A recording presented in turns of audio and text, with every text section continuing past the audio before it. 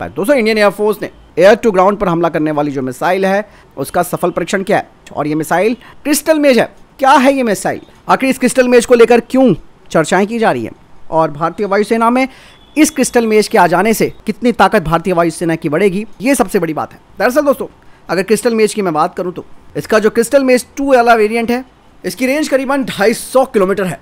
जैसे कि मैंने कहा कि ये एयर टू ग्राउंड मिसाइल है। इस मिसाइल को दोस्तों रॉक्स भी कहा जाता है। दरअसल इसे भारतीय वायुसेना के सुखोई 30 MKI फाइटर जेट में इंटीग्रेट किया जाएगा और इसी से ये परीक्षण किया गया है।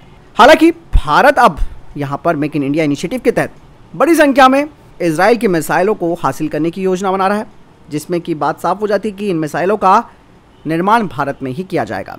और अगर बात की जाए क्रिस्टल मेज 2 मिसाइल की ताकत के बारे में तो ये मिसाइल दोस्तों अपनी सटीकता के लिए जानी जाती है और ये ग्राउंड टारगेट्स के खिलाफ एक कारगर हथियार माना जाता है। जब इसे किसी फाइटर जेट से दागा जाता है तो इसकी स्पीड काफ़ी ज़्यादा होती है और ये लक्ष्य को पूरी तरीके से तबाह कर देती है।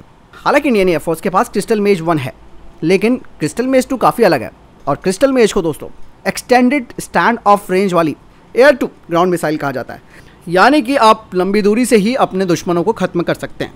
और एक बात और मैं बता दूं, इस मिसाइल का सबसे बड़ा फ़ायदा भारतीय वायुसेना को क्या मिल सकता है वो ये है कि जैसे कि मैंने कहा कि एक एक्सटेंडेड स्टैंड ऑफ रेंज वाली मिसाइल है, तो इसके ज़रिए भारत लंबी दूरी से ही अपने दुश्मनों के एयर डिफेंस सिस्टम और उनके रडार को खत्म कर सकता है, यानी कि ये दुश्मनों के हाई वैल्यू टारगेट्स को निशाना बनाती है।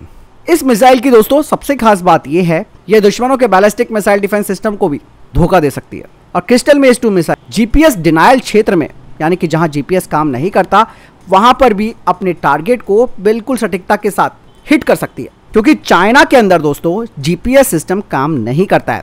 इसीलिए क्रिस्टल मेज 2 मिसाइल भारत का एक वो मजबूत हथियार होगा जो कि चाइना के खिलाफ भारत को एक बड़ी बढ़त दे सकता है। क्रिस्टल मेज 2 को खास तरीके से डिज़ाइन किया गया है जिससे कि ये अपने वॉरहेड को एयर में, यानी कि हवा में ही खत्म कर सकती है। क्रिस्टल मेज 2 मिसाइल की जो रेंज है वो करीबन 200 किलोमीटर के आसपास है, लेकिन ये 250 किलोमीटर तक भी मार कर सकती है। एक बात और इस क्रिस्टल मेज 2 मिसाइल की भारतीय वायुसेना को जो पसंद आई वो ये है कि इस मिसाइल के लिए किसी मौसम का इंतज़ार नहीं करना होता, यानी कि ऑल वेदर वाली मिसाइल है। किसी भी मौसम में, चाहे बारिश हो, दिन हो, रात हो, कैसी भी एक्सट्रीम कंडीशन हो, वहाँ पर भी ये अपने टारगेट को तबाह कर सकती है।